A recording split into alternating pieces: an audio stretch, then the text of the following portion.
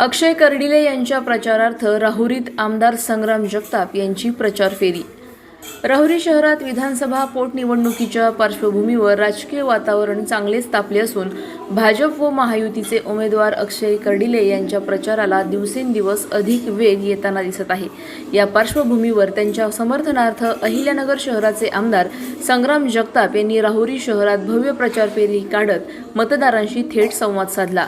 या प्रचार फेरीदरम्यान शहरातील विविध भागात जाऊन मतदारांच्या भेटीगाठी घेतल्या गेल्या।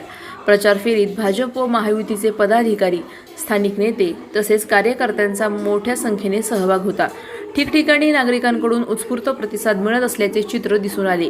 फेरी दरम्यान घोषणाबाजी, संपर्क मोहीम आणि जनसंपर्काच्या माध्यमातून प्रचाराला अधिक धार देण्यात आली।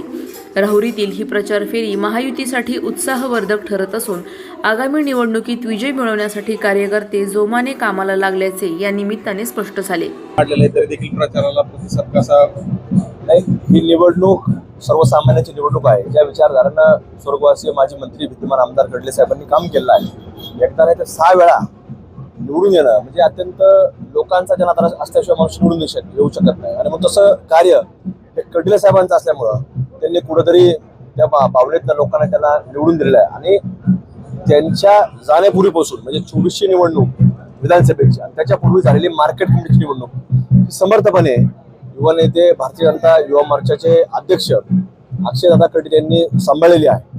मग कुठेतरी भारतीय जनता पार्टीने देखील तेच पाहिलं की हे कार्यक्षम असल्यामुळे कुठेतरी त्यांच्यावरती उमेदवारी देऊन त्यांनी विश्वास दाखवला आहे। आणि आम्हाला खात्री आहे या मतदारसंघामध्ये कुठेतरी कर्डिले साहेबांच्या नंतर एक चांगल्या प्रकारे कार्य हे अक्षयदादा करू शकतात, काम करू शकतात। माणसात कुठेतरी देव पाहणं आणि ते काम करणं अशा प्रकारची विचारधारा कर्डिले साहेबांची होती। ती विचारधारा जरी आज कर्डिले साहेब नसले तरी ती विचारधारा अक्षयदादा कर्डिलेंच्या मनामध्ये आहे। प्राजक्त तनपुरे यांनी उमेदवारी अर्ज दाखल केला नाही, याचा कितपत फायदा होतो? नाही, शेवटी आपण पाहतो की एक वेगळी घटना कर्डिले साहेबांची निधनाची घडल्यानंतर त्यांनी देखील प्राजक्तदादा तनपुरे साहेबांनी देखील वेगळी भूमिका घेतली। त्यांनी देखील मनाचा मोठेपणा दाखवला। त्यांनी कुठेतरी अक्षयदादाला न उभा राहता कुठेतरी एक वेगळा ज्याला आपण समर्थन म्हणू शकतो, पूर्णपणे नाही पण म्हणू तरी शकतो, कमीत कमी आपण समर्थन म्हणू शकतो त्या गोष्टीला की त्यांनी उभा न राहता मोठ्या मनाने आज कुठेतरी मोठं मन दाखवून कर्डिले साहेबांना आदरांजली त्यांनी त्या उमेदवारी न दाखल करता समर्पित केली आहे।